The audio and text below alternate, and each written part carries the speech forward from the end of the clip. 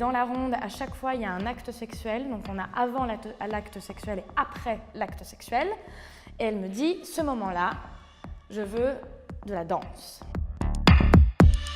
Quand on fait l'amour, nous, tout à chacun, finalement c'est comme si on faisait une danse. On ne se pose pas la question de comment est-ce qu'on bouge son pied, son bras, sa jambe, sa tête. Il y a quelque chose, quand on est en tout cas en osmose, qui est fluide.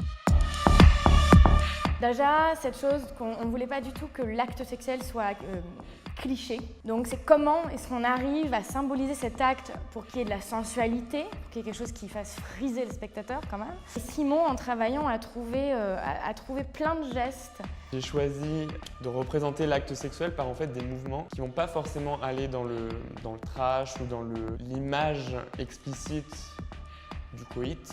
Plus sur la sensation des corps. Les corps qui vont se rencontrer, les traces qui vont se laisser entre eux, les odeurs, les sensations qui vont se transmettre du coup d'une relation à l'autre. Du coup, ça permet au public d'avoir une part d'imaginaire.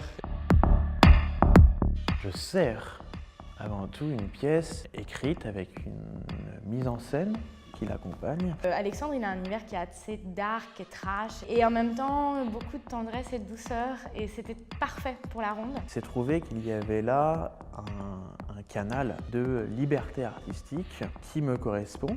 Vu qu'il y a un relais de personnage à personnage, il y allait avoir un relais dans la musique. C'est-à-dire que chaque personnage a un thème. Le thème se mêle avec le thème du deuxième personnage. Le thème du deuxième personnage qui couche avec le troisième personnage se mêle, etc., etc. Et donc, chaque personnage a un thème qui se mêle à un autre, comme quand ils se mélangent quand ils font l'amour et comme ils se mélangent dans la mise en scène.